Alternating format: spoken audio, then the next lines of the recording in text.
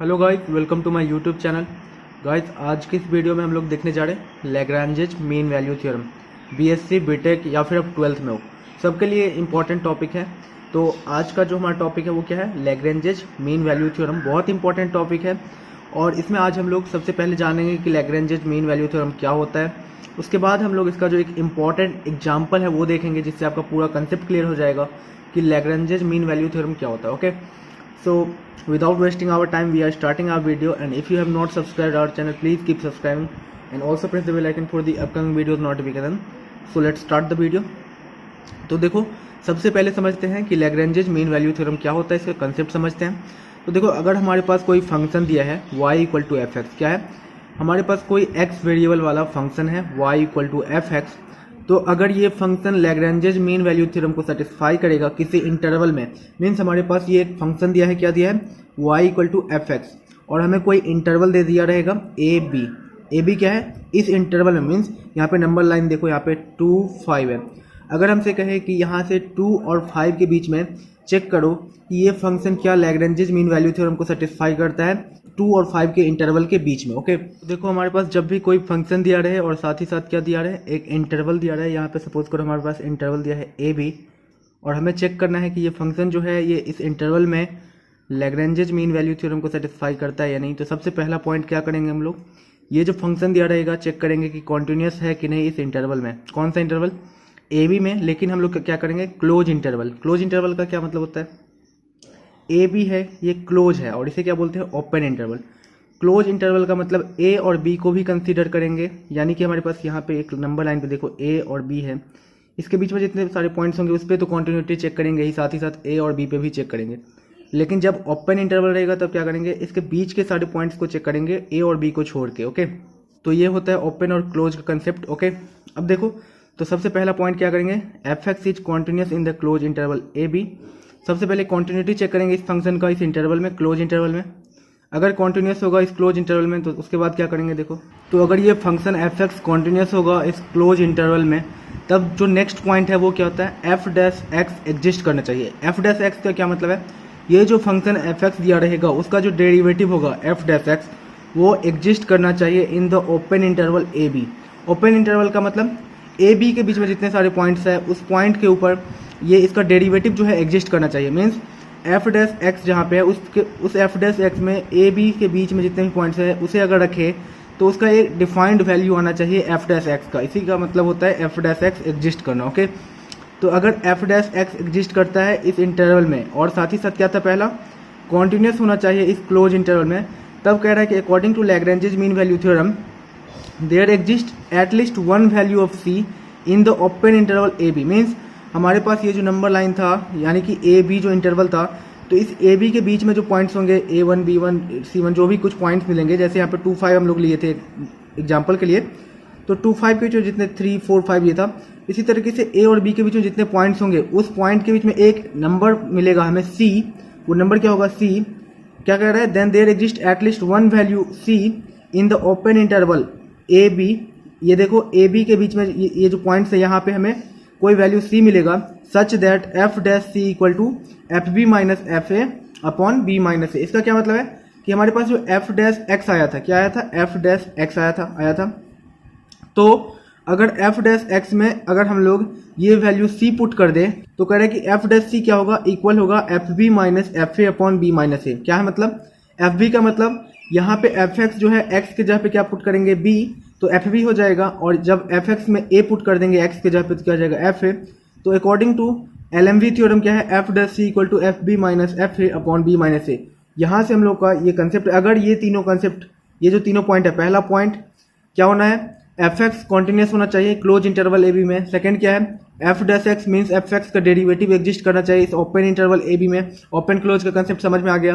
तब कह रहा है कि according to Lagrange's mean value theorem एक वैल्यू सी एग्जिस्ट करेगा इस इंटरवल ए बी के बीच में, एक वैल्यू सी एग्जिस्ट करेगा, such that F dash C, F dash C का मतलब क्या, ये जो सी एग्जिस्ट करेगा उसे अगर हम लोग एफ डैश एक्स में पुट करेंगे तो वो किसके इक्वल होगा, F B minus F A upon B minus A. B minus A means interval का डिफरेंस, बी माइनस ए।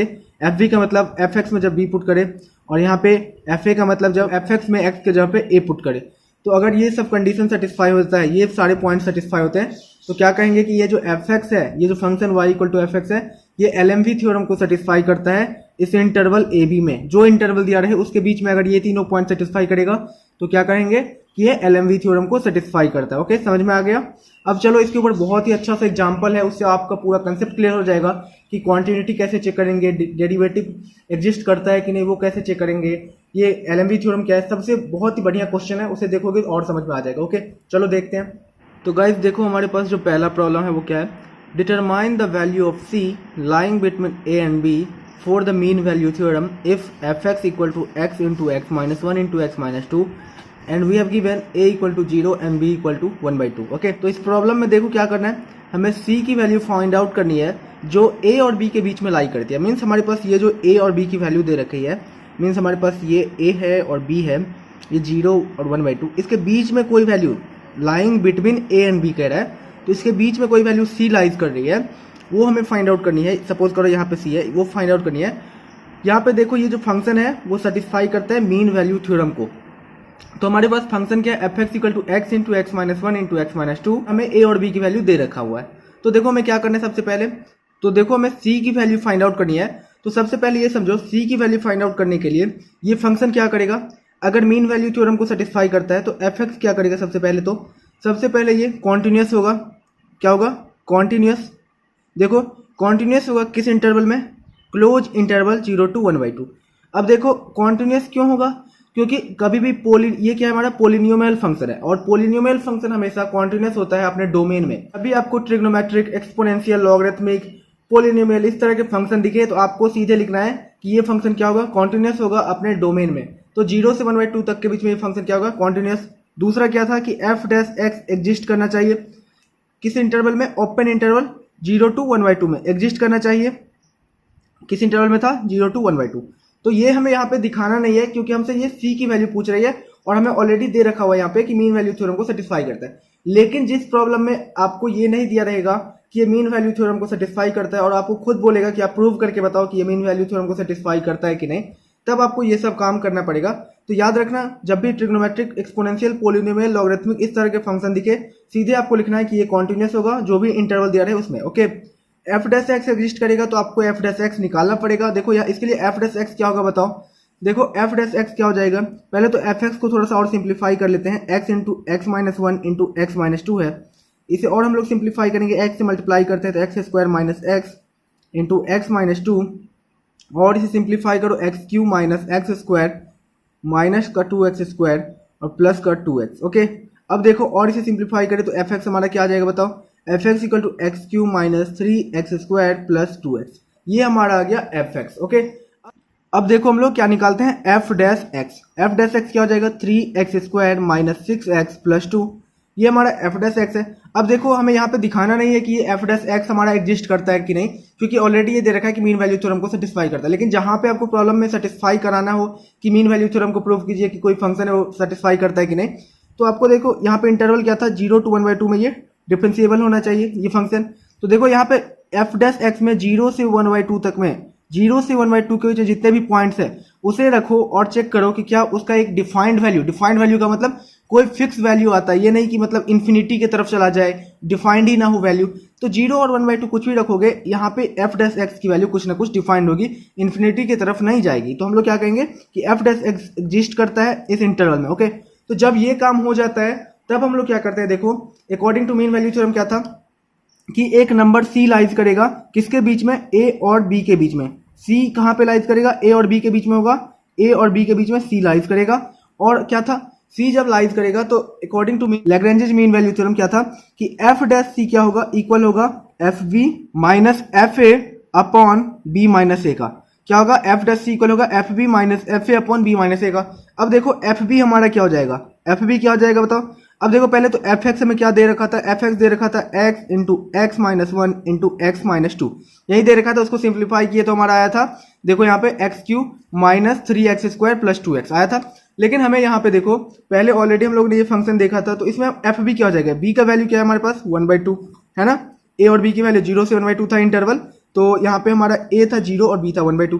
तो एफ ऑफ 1/2 क्या हो जाएगा, मीन्स एफ बी क्या हो जाएगा 1/2 रखो, 1/2 इंटू 1/2 माइनस 1 इंटू 1/2 माइनस 2, ये क्या हो जाएगा बताओ 1/2 ये हो जाएगा माइनस इंटू -1/2 और ये हो जाएगा इंटू माइनस का 3/2। ओके, तो देखो अब ये हमारा क्या आ जाएगा, माइनस माइनस प्लस हो जाएगा, 3/8 आ गया। तो ये क्या हमारा आया, F B means f1/2। Okay, अब हमें क्या चाहिए बताओ, अब हमें चाहिए एफ ए की वैल्यू क्या है हमारे पास, इंटरवल में 0 से 1/2 था तो ए हमारा था 0। तो जब हम लोग एफ एक्स में रखेंगे 0 एक्स के जगह पे, तो 0 इंटू 0 - 1 इंटू 0 - 1, तो 0 से जब भी मल्टीप्लाई होगा पूरा 0 हो जाएगा। ओके, तो देखो अब हमारा यहाँ पे एफ डैश सी क्या आ जाएगा बताओ, एफ डैश सी क्या होगा, ये हो जाएगा एफ बी मतलब f1/2 माइनस एफ ऑफ ए हमारा एफ है क्या है यहाँ पे f0 अपॉन 1/2 माइनस 0। ओके, यही होगा। तो देखो एफ डैश सी हमारे पास क्या हो जाएगा बताओ, एफ डैश सी क्या होगा, देखो एफ डैश एक्स है हमारे पास 3x² माइनस 6x + 2, तो एफ डैश सी क्या हो जाएगा 3c² माइनस 6c + 2। ओके, तो ये क्या हो जाएगा 3c² minus 6c + 2 equal to F B minus F A upon B minus A. F B हमारे पास क्या था देखो 3/8 माइनस एफ ए था 0 upon B minus A means 1/2। अब देखो यहाँ से 1/2 4 जा तो 3/4 आ गया, तो 3c² minus 6c + 2 equal to 3/4। अब देखो ये क्या आ जाएगा 12c² minus 24c + 8 equal to 3, और ये क्या हो जाएगा 12c² minus 24c + 5 is equal to 0। अब देखो ये क्वाड्रेटिक फंक्शन बन गया, क्वाड्रेटिक इक्वेशन बन गया, तो क्या करेंगे डी निकाल लेते हैं। डी हमारा क्या हो जाएगा b² माइनस 4ac मीन्स 24 का स्क्वायर माइनस 4 इंटू 12 इंटू 5। अब देखो रूट निकालने के लिए हम लोग फॉर्मूला लगाते हैं, यहाँ पे c इक्वल टू क्या हो जाएगा, यहाँ पे देखो c इक्वल टू माइनस का b plus minus √d upon 2a, यही होता है। तो क्योंकि यहाँ पे x नहीं है c है तो c के फंक्शन में, तो इसीलिए c के इक्वल किया। ओके, आप लोग जनरली x के फॉर्म में पढ़ते हो, ओके, इसीलिए मैं बता रहा हूँ। तो ये क्या हो जाएगा c इक्वल टू माइनस का b यानी कि प्लस का कितना हो जाएगा बताओ, यहाँ पे देखो प्लस का 24 हो जाएगा, माइनस को 24 था तो प्लस माइनस √24 का स्क्वायर माइनस 4 2 जा, यहाँ पे हो जाएगा 240। ओके, अपॉन में क्या आ जाएगा बताओ 2a मीन्स 2 इंटू हमारे पास a क्या है 12 तो 24। ओके, तो देखो c इक्वल टू क्या है 24 प्लस माइनस √24 का स्क्वायर माइनस 240 अपॉन 24। ओके, अब देखो इसे और सिंप्लीफाई करोगे तो क्या आ जाएगा 24 प्लस माइनस √356 अपॉन 24। अब इसे आप लोग सिंप्लीफाई करोगे। ओके, अब यहाँ से क्या आ जाएगा c equal to 24 plus minus approx में आता है 18.8 के, अप्रॉक्स बता रहा हूँ मैं आपको, अपॉन में 24। अब इसे और सिंप्लीफाई करोगे तो एक तो आएगा 24 प्लस 18.8 अपॉन 24। देखो अब यहाँ पे क्या आ जाएगा 24 प्लस 18 क्या आ जाएगा 42 अपॉन 24। देखो जब इसे हम लोग डिवाइड करेंगे तो ये आएगा 1 point something value. Okay, 1 point suppose करो कुछ भी आ गया।